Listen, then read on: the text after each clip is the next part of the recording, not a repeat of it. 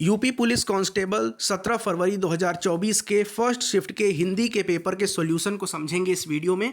बहुत छोटा वीडियो होगा, 5 से 6 मिनट में सारे क्वेश्चंस का सॉल्यूशन हम देख लेंगे। चलिए शुरुआत करते हैं प्रश्न संख्या 1 की। नलिन और राजीव किसके पर्यायवाची हैं? तो आंसर होगा कमल के पर्यायवाची। पूर्व और उत्तर की बीच की दिशा को क्या कहते हैं? ईशान कहते हैं। रक्त रंजित में कौन सा समास है? तत्पुरुष समास है। क्यों, कब, कौन से सर्वनाम का उदाहरण है? तो क्यों कब आ गया प्रश्नवाचक सर्वनाम, ऑप्शन सी।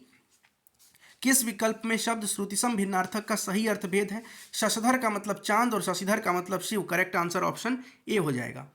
बढ़ते हैं, क्वेश्चन नंबर 66 दिया है।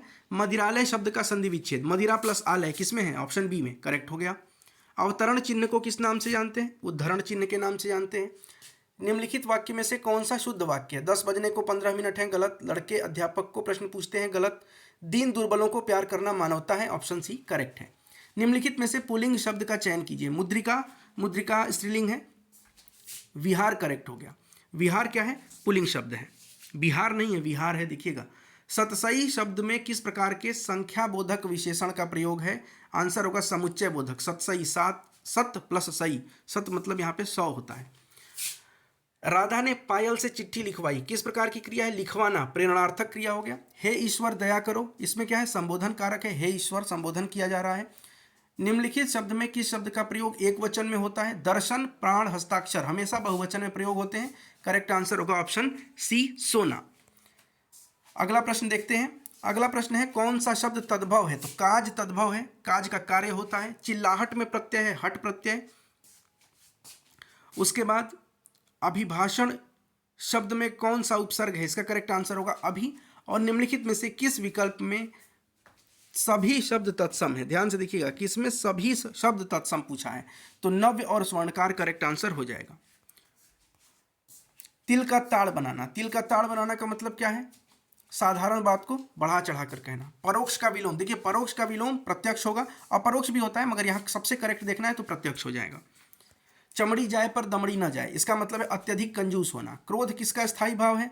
तो क्रोध रौद्र रस, भयानक रस, विभत्स रस, वीर रस। इतना आसान प्रश्न है, ये आपके लिए छोड़ते हैं। बताइए क्रोध किस रस का स्थायी भाव है? बताना, हाथ से कोई मत बता देना। चलो हाथ से तो ऑप्शन में ही नहीं है।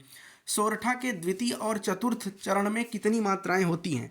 देखिए आप लोगों को पता है कि सोरठा का जो चतुर्थ चरण होगा और द्वितीय होगा उसमें 13 मात्राएं होंगी। निम्नलिखित में से किस अलंकार में समान धर्म का होना अनुयाय है? तो ये उपमा हो जाएगा। निम्नलिखित में से भाग शब्द का अनेकार्थी विकल्प नहीं है?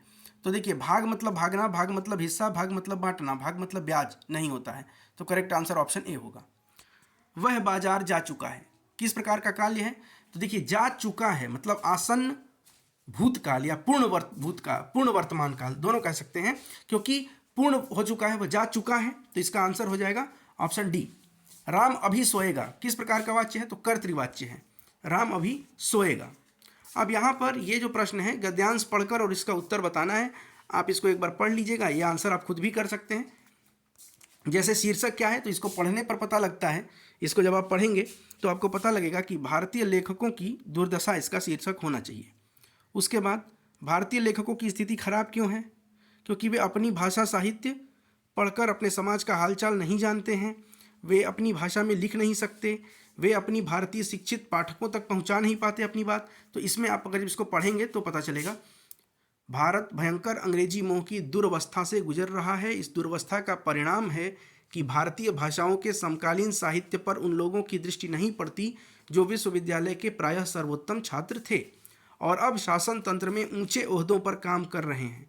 इस दृष्टि से भारतीय भाषाओं के लेखक केवल यूरोपीय और अमेरिकी लेखकों से हीन नहीं हैं, बल्कि उनकी किस्मत मिस्र, वर्मा, इंडोनेशिया, चीन, जापान के लेखकों की किस्मत से भी खराब है, क्योंकि इन सभी देशों के लेखकों की कृतियाँ वहाँ के अत्यंत सुशिक्षित लोग भी पढ़ते हैं।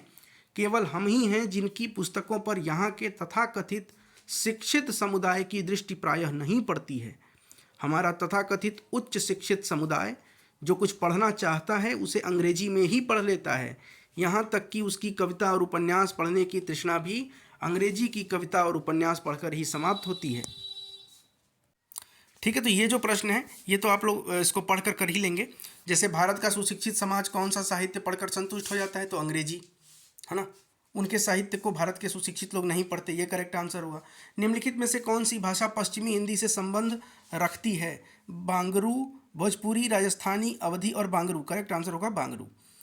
उसके बाद हम बात करें 87, निम्नलिखित में से नहीं कौन से प्रकार के रीतिवाचक क्रिया विशेषण है? तो नहीं का मतलब होता है निषेध, तो निषेधवाचक। समुद्र का पर्यायवाची रत्नाकर होगा। मेघ और मेध ये श्रुति सम भिन्नार्थक से दूसरा प्रश्न है, 2 प्रश्न पूछे गए हैं इससे। तो मेघ का मतलब क्या होता है? बादल होता है।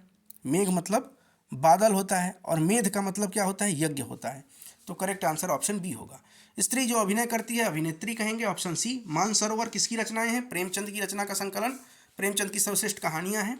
और मीराबाई किसकी शिष्या थी? तो संत रैदास की शिष्या थी। यहाँ पर हिंदी के प्रश्न समाप्त होते हैं। बहुत बहुत धन्यवाद।